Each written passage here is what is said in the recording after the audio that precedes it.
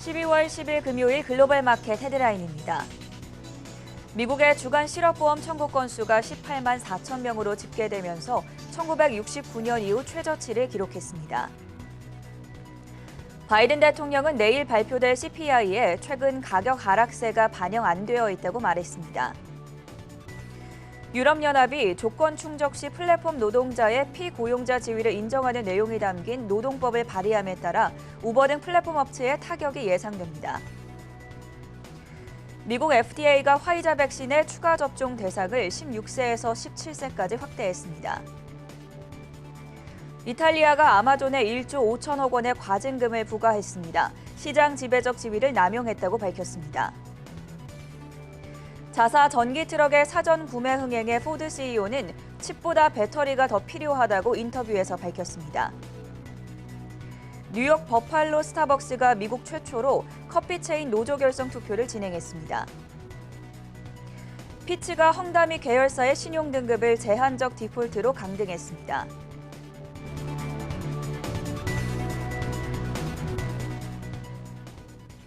여러분 안녕하십니까? 금요일 굿모닝 한경 글로벌 마켓의 전세원입니다. 현지 시간 목요일 뉴욕 증시 오늘은 혼조세를 나타내고 있습니다. 월요일부터 수요일까지 3거래일 연속 강세 랠리를 펼친 그때 오늘은 좀 숨고르기 장세를 보여주고 있는 건데요. 특히나 기술주 중심의 나스닥 지수가 1.5% 크게 빠지고 있고 다우지수만 지금 강보합권에서 움직이고 있는 상황입니다. 오늘 테슬라가 5%, 엔비디아가 4%, AMD도 4% 넘게 떨어지면서 지수 약세를 주도하고 있는데 먼저 자세한 글로벌 시황 흐름 강수민 캐스터가 전해드립니다. 네, 마감까지 30분을 남겨두고 있는 뉴욕 증시 시황 전해드리겠습니다. 롤러코스터처럼 하락과 반등을 반복하면서 종잡을 수 없었던 미국 증시가 월요일장부터는 3일 연속으로 상승하더니 오늘장은 조금 쉬어가는 모습입니다. 긍정적인 주간 실업 지표를 주시한 가운데 3대 지수가 혼조세를 나타내고 있는데요. 다우지수는 홀로 강보합권에서 머물고 있고요. 나스닥 지수는 1.5%대로 가장 큰 낙폭을 기록하고 있고 S&P 500 지수는 0.5% 빠지고 있습니다. 그럼 유일하게 상승하고 있는 다우지수부터 살펴보겠습니다. 현재 28포인트 오르고 있는데요. 월그린스와 월마트 그리고 장중 52주 신고가를 기록한 맥도날드가 모두 1% 넘게 오르면서 상승을 주도하고 있습니다. 나스닥 지수도 살펴봐야겠죠. 낙폭이 1.5%를 기록하면서 3대 지수 가운데 가장 많이 빠지고 있는 모습입니다. 대표적인 집콕주로 불리는 펠로톤이 그저께는 하락, 어제는 또 상승을 하더니 오늘장에서 다시 11% 넘게 떨어지면서 이 나스닥 지수 하락을 견인하고 있습니다. 최근 좋은 흐름을 보였던 마이크로소프트와 아마존 등의 대형 기술주들도 소폭 하락하고 있고요. 테슬라도 5%대 빠지면서 이 나스닥 지수에 타격을 주고 있습니다. 반도체주들도 오늘 흐름이 좋지 않습니다. 엔비디아가 3%, AMD는 4% 넘게 빠지고 있고요. 필라델피아 반도체 지수도 1.6%대로 떨어지고 있습니다. 투자자들은 주간 실업 지표와 오미크론 사태 그리고 다음 날 발표되는 소비자 물가 지수를 주목했습니다. 미국의 주간 실업보험 청구자 수는 1969년 이후 최저치를 경신했습니다. 고용 시장이 예상보다 빠르게 개선되고 있음을 보여주는데 고용이 빠르게 개선되고 물가 상승 압력이 커질 경우 연준의 조기 긴축 기대가 커질 것으로 보입니다. 그럼 바로 이어서 개별 특징주 살펴보겠습니다. 장중 52주 신고가를 기록한 종목들부터 살펴볼 텐데요. 먼저 3일 연속으로 장중 52주 신고가를 기록하고 있는 애플입니다. 샌프란시스코 고등법원이 이 애플의 앱스토어 결제 정책 변경이 당장은 불필요하다고 밝힌 것이 주가에 영향을 미친 것으로 보이는데요. 또 모건 스탠리는 애플의 비중 확대 의견을 제시한 지 이틀 만에 애플을 최선호주로 선정했습니다. 내년에 출시될 AR과 VR 신제품과 또 애플의 강력한 고객층을 긍정적으로 평가했습니다. 오늘장 애플 오르다가 현재는 소폭 하락하고 있는 모습입니다. 네, CBS 헬스도 오늘 장중 52주 신고가를 기록했습니다. 연간 전망치를 기준 전망치보다 높였고 자사주 매입 계획을 발표하면서 오늘 5% 가까이 오르고 있는 모습인데 CBS는 새로운 헬스케어 서비스를 출시하고 기존 약국과 보험 사업을 합칠 예정입니다. 네, 아마존이 시장 지배력을 남용한 혐의로 이탈리아에서 우리 돈으로 1.5천억 원의 벌금을 부과받았습니다. 이탈리아 반독점 당국이 부과한 금액으로는 가장 큰 벌금인데요. 아마존 측은 즉각 항소하겠다고 밝혔습니다. 오늘장 아마존 1% 가까이 떨어지고 있습니다. 네, 다음은 최근 미국 CES로부터 소원장을 발부받았던 루시드입니다. 루시드가 전환 가능한 선순위 채권을 발행한다고 밝혔는데요. 규모는 17억 5천만 달러이고 만기는 2026년입니다. 공장 건설 확장에 사용된다고 밝혔습니다. 오늘장 루시드 16%대 떨어지고 있습니다. 이어서 백신주 흐름도 짚어보겠습니다. 미국 FDA가 아스트라제네카의 항체 치료제 사용을 승인했습니다. 오늘장 0.3%대 하락하고 있는데요. 또 화이자도 살펴보겠습니다. 미국 FDA가 16에서 17세 대상의 화이자 부스터샷 긴급 사용을 승인했습니다. 오늘장 화이자 1.7% 오르고 있는데요. 한편 웰스파고는 화이자에 대한 매수 의견을 제시했습니다. 추가 접종까지 감안했을 때 화이자는 연간 50억 달러 이상의 매출을 기록할 것이고 화이자의 경구용 치료제도 회사 이윤에 큰 도움이 될 것이라고 평가했습니다. 어제장과 달리 오늘은 항공주들이 빠지고 있는 모습입니다. 아메리칸 항공과 보잉 소식인데요. 아메리칸 항공은 현재 소폭 하락하고 있는 모습인데 아메리칸 항공이 보잉의 787 드림라이너 인도를 기다리고 있다며 다음 여름까지의 비행 건수를 줄이고 있다고 밝혔습니다. 보잉은 2%대 빠지면서 오늘 다우지수 편입 종목 중 인텔 다음으로 가장 부진한 흐름을 보였습니다. 네, 게임스톱이 3분기 실적을 공개했습니다. 매출은 시장 예상을 웃돌았지만 손실이 큰 폭으로 확대되었습니다. 작년엔 1,880만 달러였던 손실이 1억 5,400만 달러로 크게 늘었습니다. 해당 소식에 오늘 게임스톱 11% 가까이 떨어지고 있습니다. 네, 마지막 종목으로 오늘 뉴욕 증시에 데뷔했던 브라질 핀테크 기업 누방크 살펴보겠습니다. 워런 버핏이 투자한 인터넷 은행으로 알려지기도 했는데 이 기업 공개를 통해 26억 달러를 조달하면서 올해 5번째로 규모가 큰 IPO를 기록됐습니다. 티커는 NU이고요. 오늘장 13%대 오르고 있습니다. 이어서 국제유가 살펴보겠습니다. 오미크론 관련 규제 조치들을 주시한 가운데 국제유가는 하락하고 있습니다. WTI 가격은 2% 하락하면서 70달러 선에 거래되고 있고 브렌트유도 2% 내린 74달러 선에 거래되고 있습니다. 마지막으로 금 가격도 살펴보겠습니다. 달러와 강세와 긍정적인 주간 실업 지표를 주시한 가운데 금 가격은 하락하고 있습니다. 0.4% 떨어지면서 1,776달러 선에 거래되고 있습니다. 지금까지 미국 증시 시황 전해드렸습니다. 24시간 잠들지 않은 해외 투자 뉴스를 전해드리는 굿모닝 한경 글로벌 마켓 시간입니다. 홍성진 그리고 최보아 외신캐스터 나와 있습니다. 안녕하세요.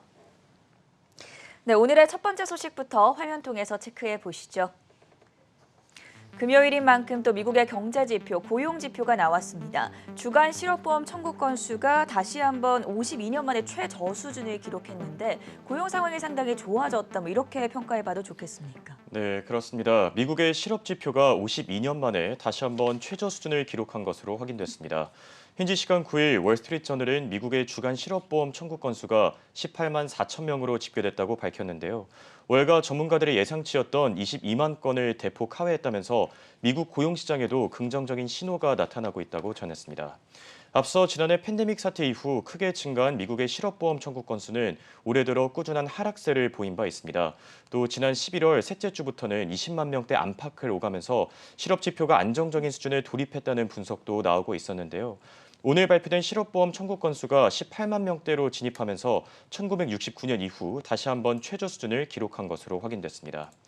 이를 두고 전문가들은 미국 내 코로나19 사태가 빠르게 진정되고 있다고 분석했습니다. 앞서 지난해 팬데믹 사태 이후 델타 변이까지 기승을 부리면서 고용시장을 꾸준히 압박하고 있는 상황이었는데요. 오미크론이라는 변수가 11월 말에 등장했음에도 불구하고 실업지표가 지난주에 비해 대폭 감소한 것은 고용시장의 긍정적인 신호라고 진단했습니다. 또 노동자를 보호하기 위한 미국 기업들의 노력도 실업지표 개선에 상당한 도움이 된 것으로 알려졌습니다. 최근 기업들은 노동자들을 더 구하기 위해 기존보다 더 높은 임금 등 다양한 복지 혜택을 제공하고 있는 것으로 확인됐는데요. 실제로 노동부가 최근 발표한 11월 시간당 민간 부분 임금도 지난해 같은 기간과 비교했을 때 4.8% 늘어난 것으로 파악됐습니다. 또 어제 발표된 구인 및 이직 보고서에서도 지난 10월 중 1,100만 개 일자리가 미국에서 확보된 것으로 나타났습니다. 이를 두고 월스트리트저널은 실업자 감소세가 계속되는 가운데 미국의 고용시장이 이제 팬데믹 이전 수준으로 향할 것이라고 분석했습니다. 또 최근 나타나고 있는 고용 회복세를 고려했을 때 제롬 파월 및 연준의 주요 위원들도 더 공격적인 정책을 내놓을 수 있을 것이라고 밝혔는데요. 내일 발표되는 소비자 물가지수까지 안정적인 수치를 보일 경우에 금리 인상 일정 역시 앞당겨질 수 있다고 전한 점 참고하시기 바랍니다. 다음 주에 열리게 될 12월 FOMC 더욱더 중요해지고 있는데 먼저 그 전에 또 살펴볼 지표가 있죠. 두 번째 이슈로 넘어가 보겠습니다. 방금 홍성진 캐스터가 말씀해 주신 대로 내일 이제 소비자 물가지수가 발표가 되는데 이에 앞서서 바이든 대통령이 CPI에 대한 언급을 내놨습니다. 어떤 내용이었습니까? 네, 조금 이례적이었습니다. 바이든 대통령이 내일 발표될 미국의 소비자 물가 지수에 대한 입장을 밝힌 것으로 확인됐습니다. 현지 시간 9일 로이터 통신은 바이든 대통령이 최근 가격 하락세가 내일 공개될 11월 소비자 물가 지수에 반영되지 않았을 것이라고 밝혔는데요. 소비자 물가 지수가 내일 높게 집계되더라도 크게 우려할 필요가 없을 것이라면서 미국의 경제가 현재 안정적인 수준으로 회복하고 있다고 강조했습니다. 앞서 지난달 노동부는 미국의 10월 소비자 물가 지수가 전년비 6.2% 상승해 무려 31년 만에 최고 수준을 기록했다고 밝힌 바 있습니다. 여기에 연준이 인플레이션을 파악할 때 중요하게 사용되는 지표인 개인 소비 지출 PCE 가격 지수 역시 고공행진하면서 전문가들의 우려를 산 바 있는데요. 당시 10월 PCE 가격 지수가 지난해 같은 기간에 비해 5% 증가하면서 1990년 이후 31년 만에 최대폭으로 상승한 것으로 나타났습니다. 이와 관련해 바이든 대통령은 오늘 백악관 성명을 통해 내일 소비자 물가 지수가 높게 발표되더라도 인플레이션에 대한 걱정을 하지 않아도 된다고 밝혔습니다. 바이든은 이미 휘발유 가격이 전국적으로 하락하기 시작했다면서 최근 몇 주간 도매 시장에서 중고차 가격도 떨어졌다고 전했는데요. 당분간 휘발유 가격과 중고차 가격이 추가적인 하락세를 나타낼 것이라면서 미국의 높은 물가 상승률도 점차 안정될 것이라고 강조했습니다. 이어서 내일 발표될 미국의 11월 소비자 물가 지수에 최근 나타난 원유 및 중고차 가격 하락세가 반영되지 않았다고 주장했는데요. 때문에 설사 내일 소비자 물가 지수가 예상보다 큰 폭으로 오르더라도 인플레이션에 대한 공포에 휩싸일 필요는 없을 것이라고 덧붙였습니다. 한편 월가 전문가들은 미국의 11월 소비자 물가 지수가 10월에 이어 다시 한번 높은 수준으로 발표될 것이라고 전망하고 있습니다. 실제로 월스트리트저널은 6.7%라는 수치를 제시하면서 지난 10월보다도 더 높은 물가 상승률이 집계될 것이라고 전했는데요. 이번 소비자 물가 지수가 연준의 통화 정책에도 상당한 영향을 끼칠 것이라면서 다음 주 진행될 FOMC 회의에서 더 공격적인 정책이 나올 수 있을 것이라고 진단했습니다. 인플레 파이터를 자처하고 있는 바이든 대통령이 과연 내일 어떤 결과가 나올지 지금 7%가 상단선으로 제시가 되고 있는데 미리 선수를 쳤다는 느낌이 좀 드는 대목이었습니다. 세 번째 뉴스로 넘어가 보시죠. 네, 공급망 병목 현상 해소 시점에 대한 전망들이 쑥쑥 나오고 있는데요. 최보학 캐스터, 오일러 에르메스라는 기관이 지금 여기에 대한 전망을 내놨습니다. 어떤 소식이었을까요? 네, 독일 수출 신용기관인 오일러 에르메스가 현재 전 세계가 직면한 공급망 병목 현상이 내년 하반기 이후에는 완화될 수 있다고 언급했습니다. 현지 시간 8일 CNBC에 따르면 독일의 보험사 알리안츠의 자회사이기도 한 이 오일러 에르메스는 자사의 보고서에서 공급망 부족 문제에 대해 2022년 하반기 들어서는 상황이 나아질 것이라고 예측하지만 다만 그 전까지는 여파를 피하기가 힘들 것이라고 전했습니다. 대표적인 이유로는 갑작스런 오미크론 변이체 발생에 따른 코로나19 팬데믹의 혼선과 최근 중국이 발표한 코로나를 제로로 만들겠다라는 제로 코로나 정책, 그리고 중국 춘절로 인한 무역 변동성 등을 꼽았습니다. 당분간은 공급망 병목 현상의 여파가 지속될 것으로 평가가 되고 있지만 내년 하반기 들어서는 조금씩 완화될 것이라며 크게 세 가지 이유와 함께 설명했습니다. 가장 먼저 소비자들의 수요가 정점에 다다랐기 때문입니다. 코로나19 팬데믹 기간 동안 저축률은 높아졌고 이에 따라 감염병의 확산세가 잦아든다면 자연스레 수요는 점진적으로 정상화될 것이기에 공급망에 대한 압력에서 훨씬 자유로워질 것으로 예측해본다고 말했습니다. 다음으로 재고가 코로나 이전 수준으로 회귀하고 있다는 분석도 있습니다. 코로나19 팬데믹이 시작됐던 2020년 초 재고를 줄인 후 현재 전례 없는 수요의 반등에 대처하기 위해 제조업체들이 재입고를 서두르는 중이라는 겁니다. 오일러 에르메스는 특히 미국에서 설비 투자율이 높아지는 것을 확인했는데 증가하고 있는 수요를 충족시키기 위해 생산 능력을 배가시키는 데 도움이 크게 될 것이라고 합니다. 우호적인 자금 조달 조건과 기업들의 높은 현금 보유 상황을 감안할 때 2022년 미국은 유럽을 따라잡을 수 있는 가능성도 있다고 합니다. 마지막으로 배송률이 증가하고 있다고 설명했습니다. 오일러 에르메스는 수용 가능한 운송 용량이 증가하면서 2022년 하반기부터는 배송 지연 문제도 고민을 덜 수 있을 것이라고 말했습니다. 물론 이에 따라 운송 비용은 상승을 할 수가 있지만 신규 컨테이너 선박에 대한 주문이 기존 선대의 6.4%에 달하는 사상 최고치를 기록함에 따라 배송의 문제는 자체적으로 해결이 될 것이고 이는 공급망 병목 현상의 완화에도 큰 도움이 될 것이라는 평가까지 전해드리니 참고하시기 바랍니다. 내년 하반기에는 공급망 병목 현상이 조금은 완화될 것이다. 오일러 에르메스의 세 가지 근거에 대해서 확인해 봤고요. 다음으로 네 번째 소식입니다. 네, 유럽연합이 플랫폼 노동자도 피고용자로 인정을 해야 된다. 이 새로운 노동자 규정을 제안하면서 지금 우버 같은 경우에는 3% 하락하고 있는데요. 홍성진 캐스터가 짚어주시죠. 네, 유럽연합 집행위원회가 유럽 노동자들과 관련된 새로운 정책을 제안할 예정이라고 밝혔습니다. 현지 시간 9일 CNBC는 유럽연합 집행위가 플랫폼 노동자들에게 피고용자의 지위를 부여할 수 있는 정책을 검토 중이라고 전했는데요. 이번 정책으로 인해 우버나 딜리버루 같은 업체들이 타격을 받을 수 있을 것이라면서 해당 기업과 노동자들이 현재 심한 마찰을 겪고 있다고 밝혔습니다. 이날 유럽연합 집행위는 그동안 우버나 딜리버루 같은 플랫폼 업체들이 차량 제공 기사들이나 배달원들이 자영업자라고 주장했다고 밝혔습니다. 다만 이들이 자영업자인지 아니면 피고용자인지 고용 상태를 명확하게 따져봐야 할 필요가 있다고 전했는데요. 때문에 5가지 기준 가운데 최소 2가지 기준을 충족할 경우에 플랫폼 업체들이 앞으로 이들을 피고용자로 간주해야 될 것이라고 전했습니다. 이번에 EU 집행위가 제시한 5가지 기준은 종사자의 보수 수준을 결정하는지, 외모와 품행 기준을 설정하는지, 또 업무 실적을 감독하는지, 업무 시간을 선택의 자유를 제한하는지, 마지막으로 제3자를 위해 일할 가능성을 제한하는지입니다. 이 가운데 이제 2가지 기준을 업체들이 충족할 경우에 노동자들을 자영업자가 아닌 피고용자로 간주해야 되는 건데요. 이를 두고 EU 측은 현재 유럽에서 2,800만 명 이상이 디지털 노동 플랫폼에서 일하고 있는데 이 가운데 무려 550만 명이 자영업자로 잘못 추산됐다고 전했습니다. 한편 이번 EU 집행위의 조치와 관련해 배달 플랫폼 업체들의 반발도 만만치 않습니다. 실제로 배달 플랫폼 업체들은 EU가 엄격한 기준을 강제할 경우에 유럽 전역에서 약 25만 명의 배달 노동자가 해고당할 수 있을 것이라고 전했는데요. EU의 기준이 너무 모호해 법적으로 많은 문제를 일으킬 수 있을 것이라면서 이를 통해 더 많은 소송이 일어나 결국 노동자들이 피해를 볼 것이라고 강조했습니다. 다만 이를 두고 EU 노동조합 측은 이번 유럽연합 집행위의 결정을 환영한다면서 그동안 업체들이 노동자들을 잘못된 방식으로 착취했다고 전한 점 참고하시기 바랍니다. 뭐가 맞다고 할 수는 없겠지만 우선 우버를 비롯한 다른 경쟁 업체들, 도어대시나 리프트 그리고 딜리버리 히어로 등 모두 다 지금 2%대 약세를 보이고 있다는 점 참고하셔야겠습니다. 5번째 뉴스 확인해 보시죠. 월가가 파월 신뢰도에 문제를 제기하고 나섰습니다. 사실 파월 연준 의장이 그동안 좀 오락가락 행보를 보이기도 했었는데 여기에 대한 월가 평가 상당히 궁금합니다. 어떻습니까? 네, 연준이 테이퍼링 속도를 높이고 내년에는 더 공격적인 금리 인상을 언급할 것으로 예상되는 가운데 이 파월의 신뢰도에 대한 논란이 불거지고 있습니다.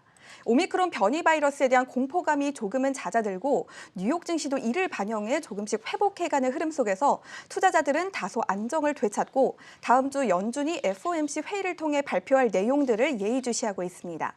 자산 매입 축소의 가속화와 금리 인상에 대한 가능성이 높아지면서 일각에서는 매파 변신이 아니냐는 우려 섞인 목소리가 나오고 있는데요. 이처럼 파월의 급작스러운 정책 변화에 따른 신뢰도 측면에서도 불만이 제기가 되고 있습니다.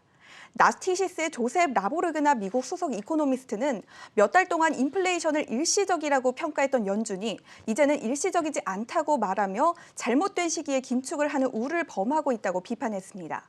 CNBC 역시 파월 의장이 이끄는 연준은 급격한 방향 전환으로 유명해졌다고 지적하기도 했습니다.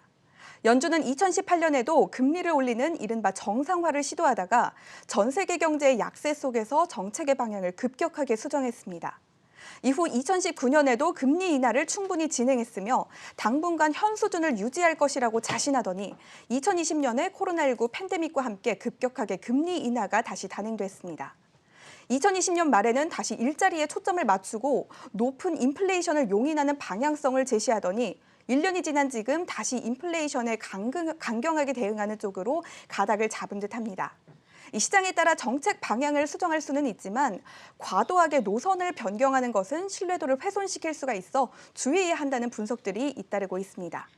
하지만 일부는 이런 변화가 시장에는 별다른 영향을 미치지는 않는다고 말하기도 합니다. 이번 논란을 두고 무디스의 수석 이코노미스트 마크 잔디는 연준은 해야 할 일을 하는 것일 뿐이라고 말하며 상황에 맞게 유연하게 대처하는 것이 옳다고 한 점까지 전해드리니 참고하시기 바랍니다. 더욱더 주목이 되고 있는 것 같아요. 다음 주 우리 시간으로 목요일 새벽에 올해 마지막 FOMC, 12월 FOMC 회의 결과가 공개되니까 그때 저희와 함께 또 체크해 보시면 좋을 것 같고요. 오늘의 마지막 소식입니다. 네, JP모건이 선정한 2022년 기대주들을 정리해봤습니다. 이혜은 외신캐스터가 준비했습니다. 월가의 심층 분석을 들여다보는 시간입니다. JP모건이 현지 시각 8일 낙관적인 2022년 전망을 발표했습니다. CNBC에 따르면 JP모건은 2022년에는 코로나19 이전의 경제 그리고 시장 상황으로 돌아갈 것이라며 S&P 500 지수가 5,050에 도달할 것으로 예측했습니다. 그러면서 2022년 상승 가능성이 큰 기업들을 선정했는데요. 구체적으로 어떤 기업들이 리스트에 올랐는지 살펴보겠습니다. 첫 번째로 선정된 기업은 제너럴 모터스입니다. 제너럴 모터스는 최근 2021년 실적 가이던스를 상향 조정한 바 있는데요.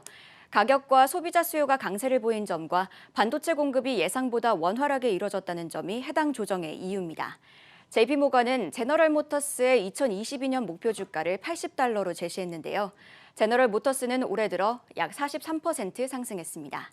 다음으로 리스트에 오른 건 뱅크 오브 아메리카입니다. CNBC에 따르면 뱅크 오브 아메리카는 경제 재개로 수혜를 봤으며 또 예상보다 양호한 대출 손실과 기록적인 자문 그리고 자산관리 수수료 증가에 힘입어 좋은 3분기 실적을 발표했습니다. JP모건은 이런 점을 높이 평가했는데요. 그러면서 2022년도 목표 주가를 $50로 설정했습니다. 뱅크 오브 아메리카는 올해 들어 46% 상승했으며 전년 대비 52% 상승했습니다. 세 번째로 살펴볼 기업은 디즈니입니다. 디즈니는 힘든 2021년을 보냈습니다. 지난 3분기 실적 보고서에서 디즈니는 디즈니 플러스 구독자 수를 비롯해 매출과 주당 순이익 모두 예상을 하회하는 모습을 보였습니다. 디즈니는 올해 약 마이너스 15% 하락했습니다. 하지만 JP모건은 내년에 반등할 수 있을 것으로 예상했고 목표 주가를 $220로 제시했습니다. 한편 마켓워치에서 집계한 글로벌 IB들의 평균 투자 의견은 비중 확대인 점 참고하시기 바랍니다. 마지막으로 리스트에 오른 건 컨스텔레이션 브랜즈입니다.